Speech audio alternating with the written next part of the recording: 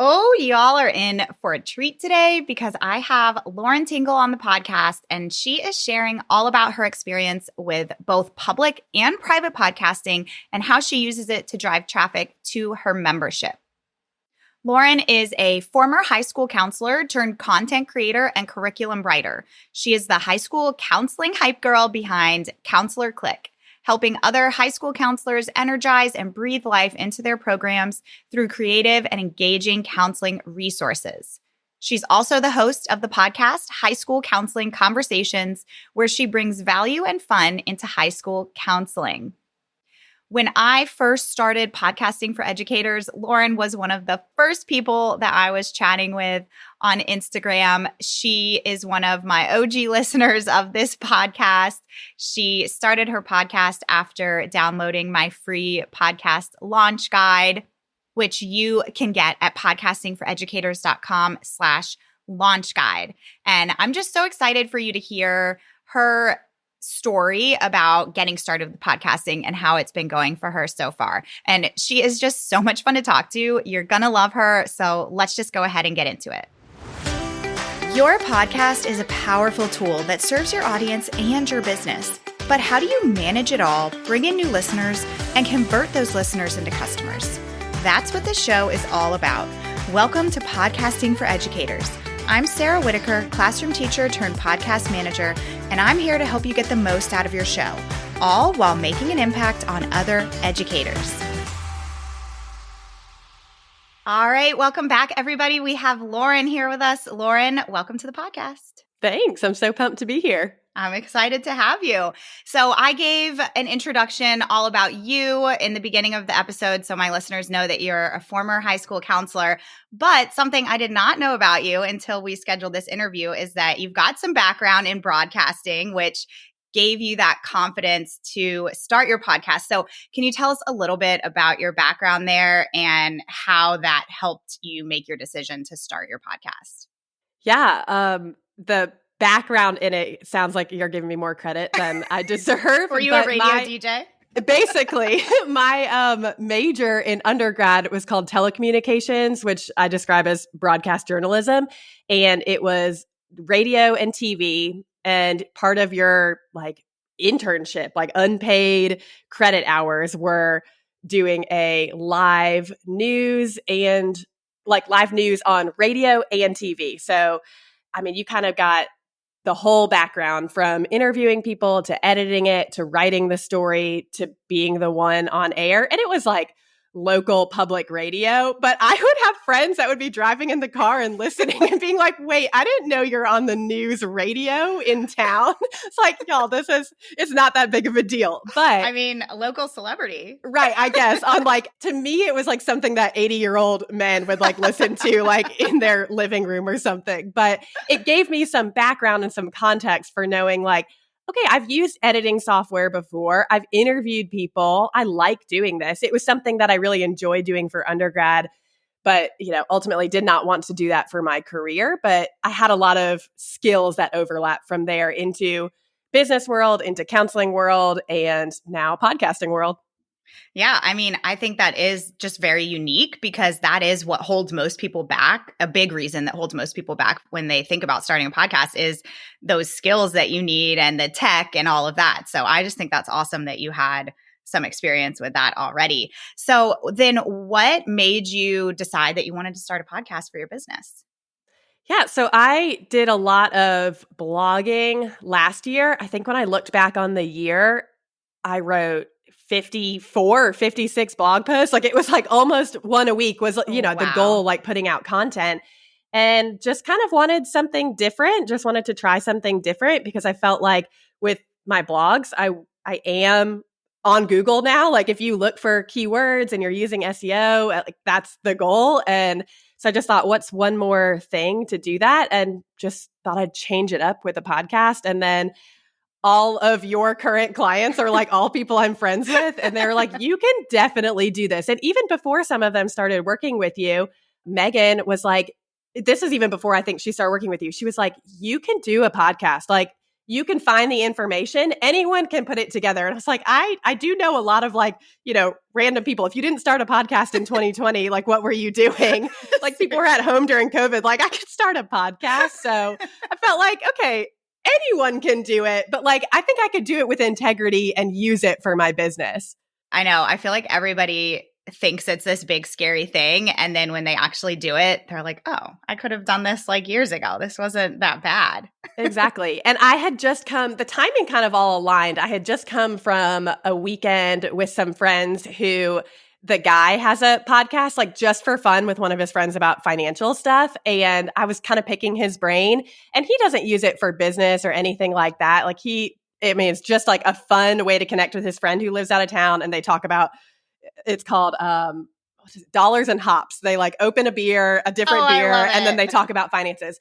All that to say, he was like, yes, you can do it. And I was like, no, he's like musical. He already had all the equipment. I still didn't like believe him that I could do it because I was like, you already have a background in this, but kind of hearing him say, no, like I know you and I know you can do it. And I had the stuff too. I mean, yeah, I think I had a microphone and stuff already too. So I thought, okay, these people are all telling me I can do it. I think I should just trust them. And then you came onto the scene right around when I was like making that decision. Your podcast came out with the launch guide and stuff. I was like, I have a little bit of a background. I just need all the information in one place. And you had that. I was like, I'm just going to follow this and see what happens. Yeah. And did everything go pretty smoothly for you? I think so. I probably would have waited to start it, but I think either you had said or someone had told me at the end of the year, Apple Podcast was making some update. And it was like, if you don't get your trailer in, then it might not happen in the timeline that you want it to. So I was like, oh, I guess I got to get that in before the new year. And I kind of set that deadline for myself.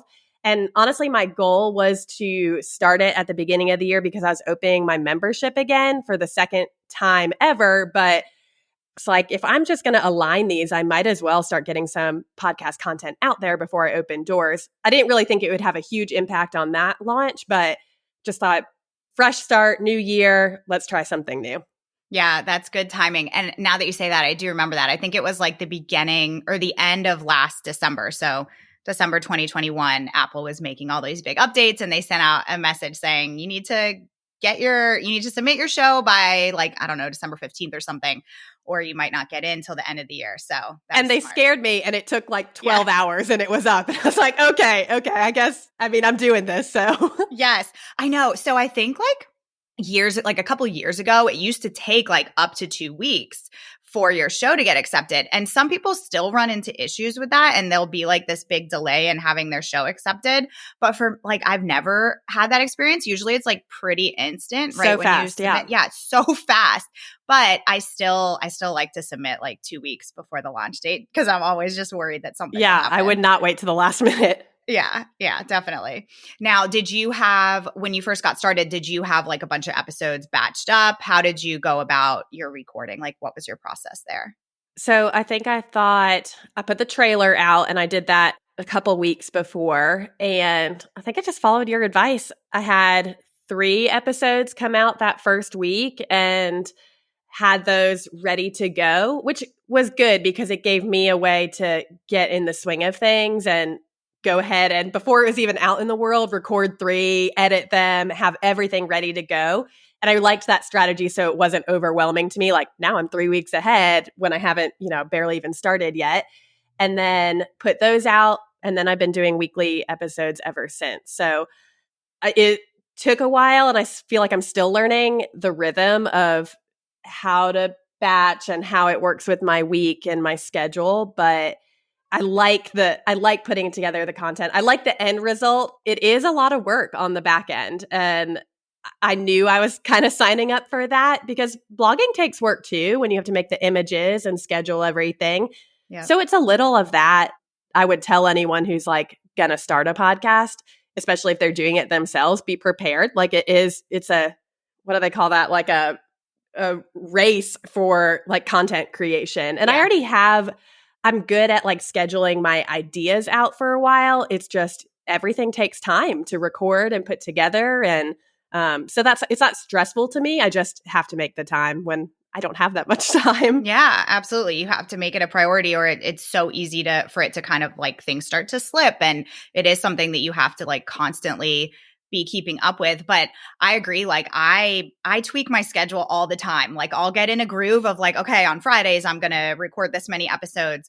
And then something happens, life happens, and then things get messed up and you have to start a new schedule. But I'm the same way where I have all these ideas mapped out, but then like finding the time to sit down and do everything is what is a little bit of a challenge. So what is I love to hear just like people's step-by-step process for people who are producing their own shows. So what is your process? Like, do you sit down and outline and then record in the same sitting? Does it kind of vary? What does that look like for you?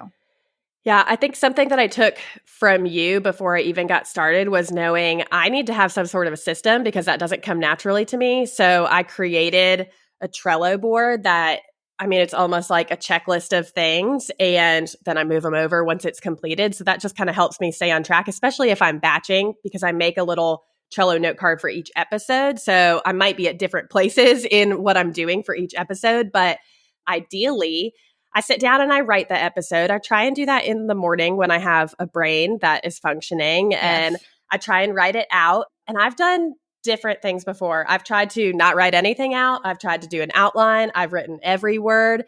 I heard somebody talk about their podcast and say that she types it she's just talking out loud as she's doing it. And so even the inflections of things, it's just like how she would normally talk. And I honestly, I do that just because I know myself and those things that I lean towards. Like, I don't say a lot. I say so, and I have a 30-minute run-on sentence that I just never take a breath, and I talk really fast. So those things have helped me just kind of narrow in on my cadence and how I'm speaking. So I try and write, and then, I mean, the recording is when my house is quiet. So that is sometimes during nap time, I hope, for my little ones when they're napping in the afternoon. But sometimes if I'm last minute, it's at night.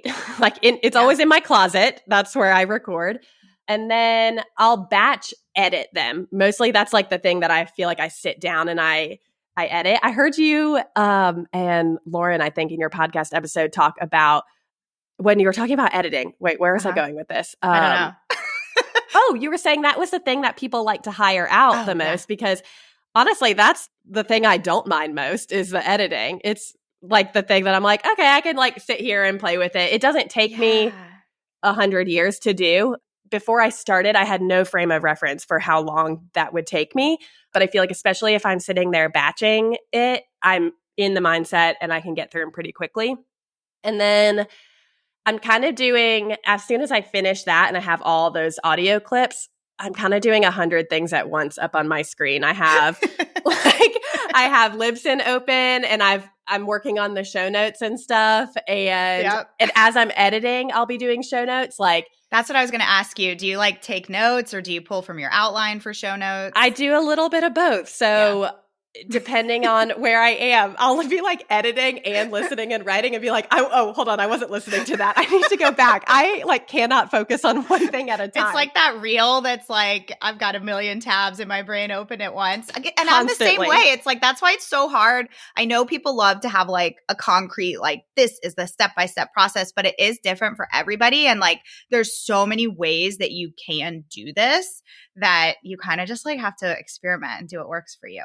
So I have I usually have my show notes, like I have a template almost for show notes and my episode. And I make my copy from Google and I have those open and I'm kind of jotting things because like as I'm writing those, I also want to make sure that I'm doing like the SEO stuff well as I'm doing it. So I don't want to like create the whole outline or whatever and it be totally off. So I like have created a new page in WordPress and I'm working on that. And it all comes together in the end. It's pretty much a day like dedicated to that. I'm probably not jumping around and doing everything because I want to finish it off and have it published and scheduled and ready to go. So once I get into finishing the editing phase, that is all like a batch kind of process too. I think the most annoying part is the like graphics. Like I hate I mean, it's easy I'm because with I have you. templates and I Yes. have pictures to insert in them, but I'm like, okay, here there's so many different ones you have to have. I know. And I try to like switch things up, and like obviously that's more work. But then that's just something you can go down a rabbit hole with too. Like I'll sit in Exactly. Canva and I'm You're like, like, I oh don't my like God, this I've been template here. anymore. Yes, exactly. Because that's how I am. I'm like, I'm bored of this. I have to change it.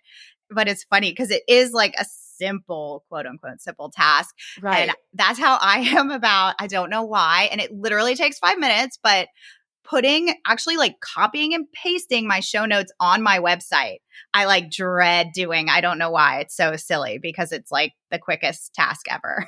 And so I can't determine, like, is it something, which of the things do I hate the most that I would like want to hire out? But Yeah. I also really struggle with like the control part of it too. I'm like, will they do it right? Which Oh, you hear totally. every business person say, like, you need to give that up. You need to figure that out. That's a heart issue for you. So I probably need to figure that out. Yes, I struggle with that too. What you should do, and you probably already know this, but like literally like video yourself, screen record yourself doing it so that if you do end up hiring it out, the person will know exactly how you do it. I've also thought about using like a toggle or like a timing feature. So I know like how long it should take a person to do or should take me to do. So I can kind of stay on track, and I could maybe think about how working that into my schedule. Like, okay, making the images should take me 10 minutes. Like it should not take me that long, and let me focus on that and get it done. I've got 10 minutes before they wake up from their nap. Let me go do this real quick. Yes, I know. I always find like when I am in a time crunch and I only have like a 20-minute time slot, I'm so much more efficient with getting work done than if I'm Definitely. like, oh, I have all day and I can just like sit and play with this for forever.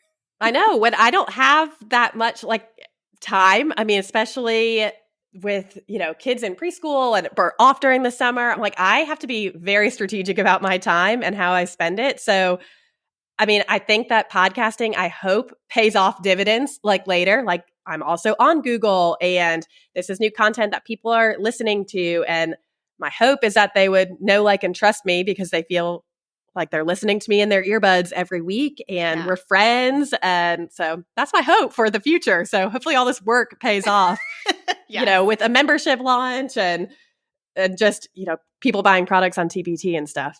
Do you, when you go to like outline your episodes and produce them, do you do keyword research beforehand or after? Or do you kind of just like think of a keyword as you're writing your show notes?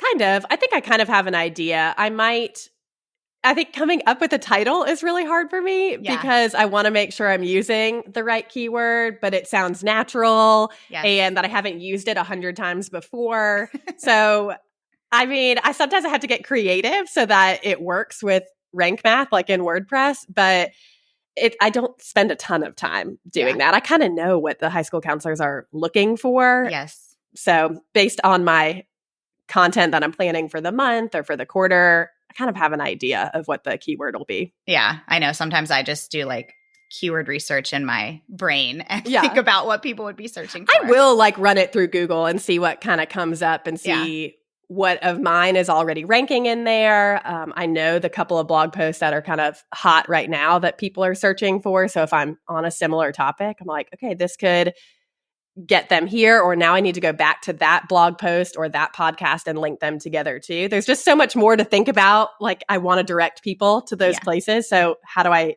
hit them from all angles? Yes. Yes.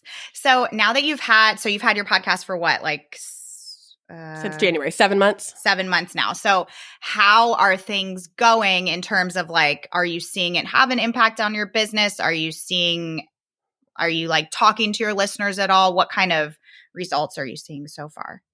I get super encouraged when people reach out and send a message and say that they were listening or that they love this episode.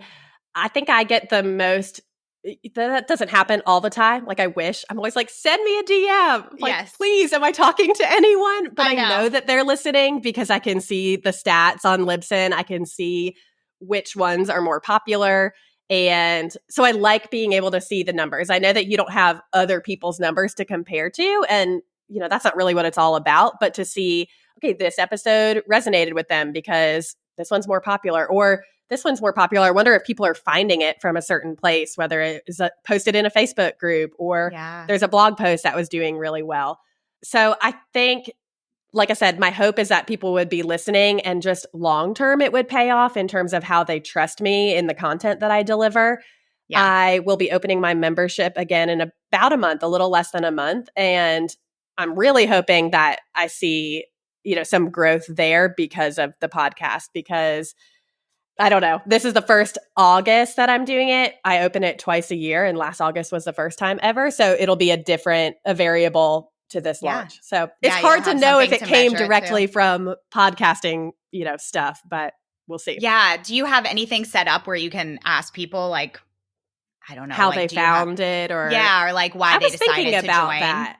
Yeah, I was thinking about doing some sort of intro survey. I haven't. Yeah, like in your email sequence when people join your membership, you could have it set up so that you could say, why did you decide to finally join? And you could even put like multiple choice questions so that podcast is in there, so that if they see podcast as an answer, it might spark them to say. That's a good idea. I have something in my membership where I spotlight members, and one or two of the questions is something like that, like why did you join? So maybe I can add that to a new member survey or something too. Yeah. Now, if you're willing to, can you tell us a little bit like how you're leveraging your podcast leading up to your launch? Yeah. So it's the same way that I did blog posts leading up to the previous launches. I took Amy Porterfield's Digital Course Academy, and I feel like a lot of that overlaps into just all pre-launch kind of content.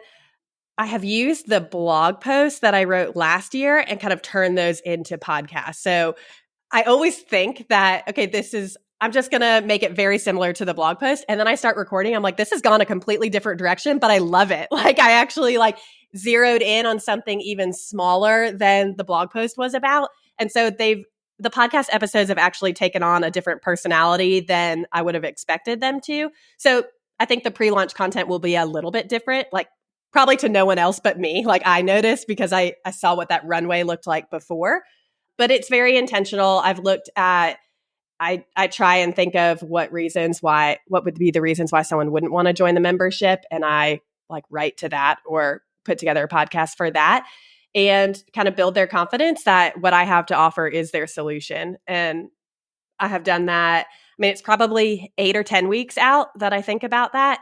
And honestly, it's pretty easy this time around, the material, because I wrote it for a blog post last year. And then I can just kind of tweak it based on now what I know about my members and what they've said inside the membership about the things they love and the solutions that the membership brings.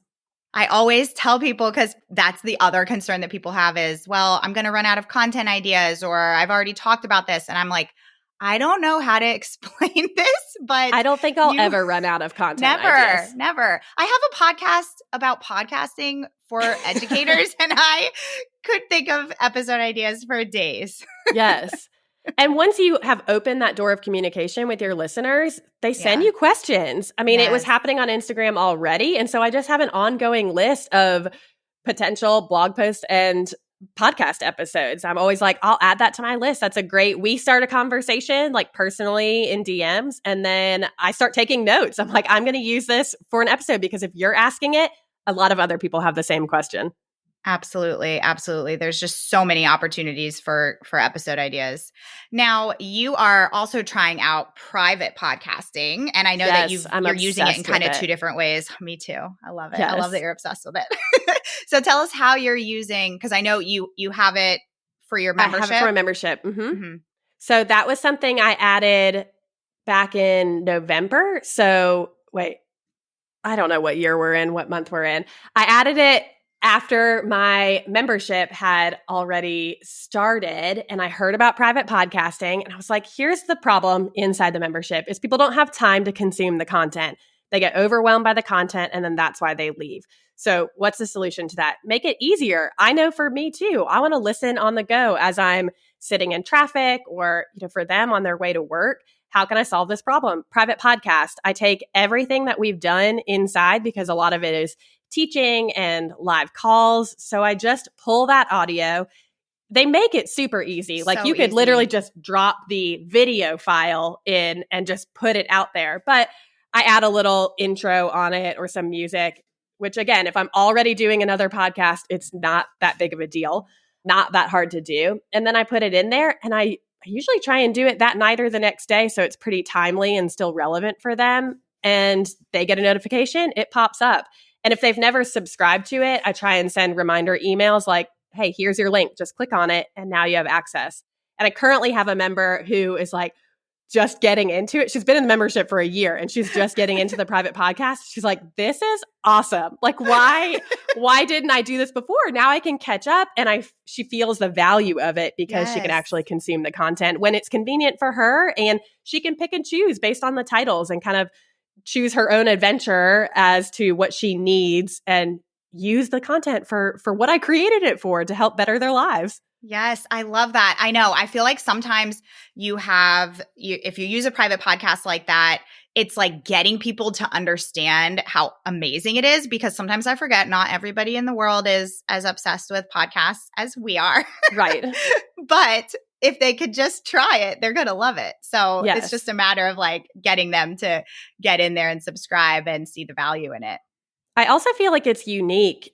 There aren't a lot of counselor memberships anyway, but yeah, I mean, private podcasting is unique. It's just a different feature that I feel like I can sell as one more unique thing that's inside my membership that I provide to my people to make their lives easier. Oh, it totally makes you stand out. And it's a great additional thing to use on your sales page and when you're marketing your membership.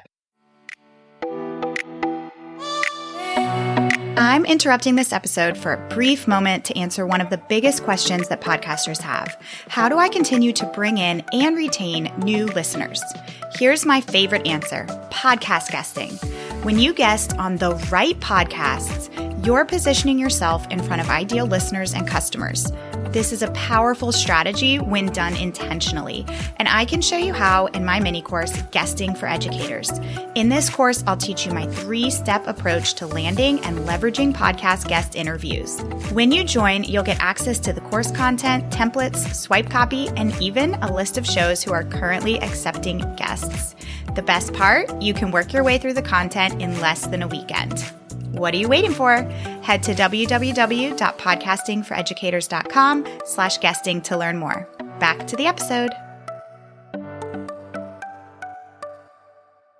So the second private podcast that I have, I was like, I need to leverage this. Let me tell you. So it's very affordable to have a private podcast. And once I launched the second time, though, I ran into a roadblock where I didn't want new members to have access to the old stuff, if that makes sense. Like they hadn't paid for it. Yep. And one of the upgrades, you have to pay for that to kind of give them the like date that they started and then moving forward.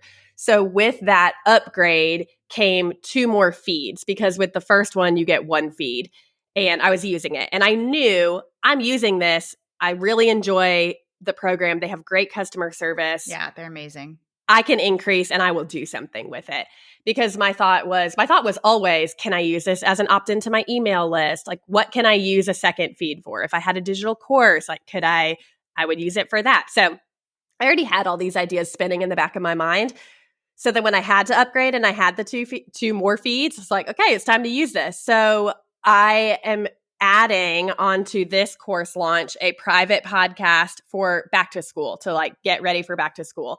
And it has been awesome. Probably, more than half of the people who've opted into the podcast, I can like kind of track where they're coming in with my email list. They're all new people. And I'm like, those are my people, because I've titled it.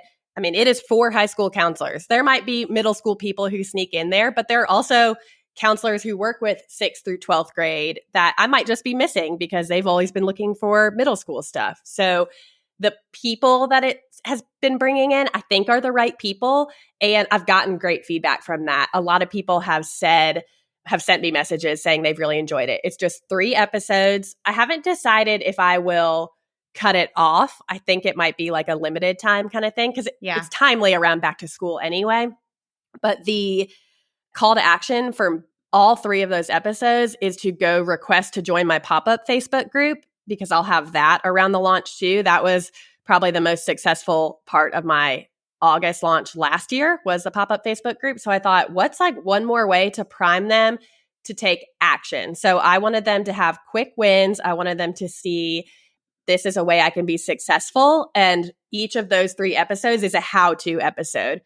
And then once they join the private Facebook group or the pop-up Facebook group, we're going to have a challenge inside there that comes from having listened to that. So I wanted to do it early enough that they had plenty of time to listen, because some people like to do nothing over the summer and some people are itching for something. I did a poll on my Instagram stories and it was literally 50-50 of, I didn't want to offend someone who wanted to really enjoy their summer and hear nothing about school. Yeah. But then if I don't do that, people are asking me questions all summer. And I'm like, I need to give you something. So this private podcast is a way like you can choose if you would like to start doing this. And I've gotten great feedback so far. So I'm excited about it.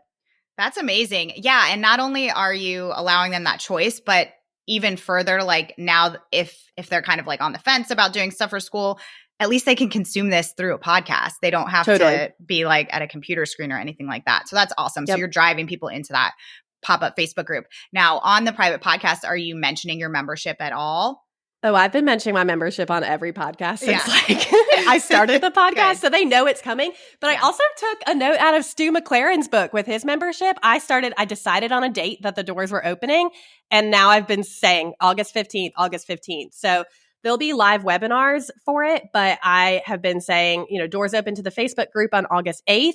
And then doors open to the membership on August 15th. And we'll have some live workshops. But I want to be very transparent and very clear. Like there are people waiting who want to be a part of it. And I never want it to be like, here is, I'm just going to like slide you this offer that you weren't expecting. I really truly believe that what I have brings value. And I want to be transparent that it's coming. It's opening. It opens twice a year so that I can commit to the people who are inside and not, constantly bringing new people in.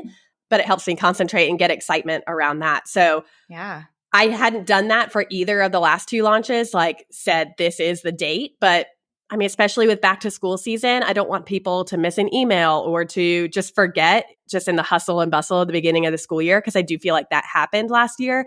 So I want them to be like, August 15th. There's something about that date. What's that? Happening today? Oh, yes. Oh, yeah, I'm joining Lauren's membership. No, I think that that's so smart for 2 reasons. Like it holds you accountable when you're saying that date over and over again. It holds you accountable for like, okay, I have to have X, Y, and Z done by this date. And there are so many things that like have to piece together to make it happen anyway. It was like, I've already picked this date, so let's just tell people about it. Let's do it. And it's giving them the opportunity for people to hear it over and over and over again, because we know how important that is. Yeah. And whether they listen to, only one of those private podcast episodes, or they just they find me and they listen to the episode that pertains most to them on my regular podcast, like I want them to know it's coming. And only if they only came in one time, one place, and they weren't like a dedicated weekly listener, I want to make sure I don't miss them. Yeah, absolutely. Because you never know what people are listening to, what they're not listening to. Now, how are you marketing your private podcast? Are you talking about it through like just socials and email? Yeah. I actually next Monday am starting a Facebook ad for it. So you are? Okay, that's what we're gonna run that for maybe 10 days, I think, and see what happens. I think if you're on my email list, you already know about it. Like I had good clicks from current email people to subscribe to it. And I mean, the conversion rates are good. So I know that it will be worth when people click on it, they sign up for it. It's free, valuable content that they're choosing to sign up for. And again, it's unique and it's different. So we'll see how the Facebook ad goes for it. And I could report back later. But please do. I want to know how it goes. Yeah, I want to know how your email and social media. Yeah, perfect. All right. Well, Lauren, this has been amazing. And I feel like you've given us so much good information about how you're using podcasting. Before we wrap up, I have 2 quick questions for you. And then I'm going to just ask you where we can find you and where we can listen to your podcast and all of that. So number 1 is if you could interview your favorite childhood star just for fun on your podcast, who would it be? Okay. I went back and forth about a couple different people, and I hope no one has said this one on your podcast already. But I would choose Justin Timberlake, because who wouldn't want to interview Justin Timberlake now? But also, like, I was a big NSYNC fan when Same. I was in middle school. And now, I mean, how could you not be? So I just feel like he's a jack of all trades and would be a really funny person to talk to and interview. So Justin Timberlake is my solid answer. Nobody Good. has said that yet. And Oh, good. yes, absolutely. I know. And I think, I mean, I was definitely NSYNC over Backstreet Boys. Backstreet Boys was my first concert and NSYNC was my second. So I was never like a only one or the other, but I think when it comes down to it, I think I was NSYNC if I had to decide. I mean, definitely. And I love Justin Timberlake even more now because right. So He has talented. just withstood like the test of time. Yes. And so I'm here for it. Oh, I love it. That is such a good answer. All right. And then do you have any favorite podcasts right now that you listen to for business or for fun? My two like fun ones that I love listening to are the Popcast. Do you listen to the Popcast? No, write that down. It's like these two hosts, and I mean they have all different kinds of like themed episodes, and it's pop culture, but they talk about. I mean, there's always like a Bachelorette intro episode previewing the contestants, and I mean, they talk about what stuff you should know, just like movies that are coming out, which even if you're not fully invested in those things, I'm like, I haven't been to a movie in 100 years, but I really enjoy them as hosts and everything all the content they have to share. So I laugh out loud when I listen to them. You LOL? I LOL. And then second is the Lazy Genius podcast. Oh, yeah. Do you introduced me to that one. Oh, good. Because she has changed my 2022. I'm not a structured or routine person, but the things she says, her like tagline is to be a genius about the things that matter and lazy about the things that don't. And I'm like, that is so freeing to be able to walk away from things I don't care about and really choose what matters. And I have incorporated so many of those things into my household. So I always, whenever I see one of her episodes, I'm like, how could she tell me how to routine my summer at the pool or like lazy genius my summer at the pool? I'm like, how is that even going to help me? And then I listen, I'm like, wow, my mind is blown right now. Yes, every episode I feel like that. So those are my two like fun ones that I listen to pretty frequently. Yeah, those are solid. Yeah, I think it was around the holidays, I feel like you had shared an episode or something on your social media. And I was like, what is this? And I listened to it and exactly the word you used, it was so freeing. There was an episode on holiday gifts. And nothing stresses me out more than Christmas presents. And she was like, decide what matters. Yeah, like, she was like, if you want to get a gift card, get a gift card. And I'm like, oh my God, I could get a gift card. I'm getting gift cards. I know. I mean, it's simple, but I absolutely love it. Yes, I love it too. Sometimes you just need like permission to do things from total strangers. And I trust Kendra and the Lazy Genius, and she is my voice of reason now. Yes, I love it. Oh my gosh, so good. Well, where can people find you online? Where can they find your podcast? Tell us all the things. So I am Counselor Clique, CLIQUE, on all the socials. My podcast is called High School Counseling Conversations. And, just like yours, you can listen anywhere. I have a membership called the Clique Collaborative, and that is for high school counselors, and we'll be opening on August 15th. August 15th, people. Yep. And, I have a TPT store. That's where people are getting their resources to make their high school counseling programs better. But I love connecting with people on Instagram. That's where I like to hang out the most. So if you have listened to this and liked it, shoot me a DM. I'd love to hear from people who overlap here in this space, in the podcasting space. Yes. Awesome. Yeah. Lauren, so fun to talk to on Instagram. I feel like you were actually like one of the first people I started talking to. I'm an OG. I have been around since you started. Yes, you have. When I first started my new Instagram page, Lauren was one of the first people I chatted with on there. So go check her out. Well, thank you so much. This has been so much fun. So much fun. Thanks for having me, Sarah. Thanks so much for listening to today's episode. To keep this conversation going, connect with me on Instagram at Podcasting for Educators. I'm always looking for an excuse to talk about podcasting. If you're looking for support in launching, managing, or growing your podcast, check out my online course, the Podcasting for Educators Prep School, at podcastingforeducators.com/prep school.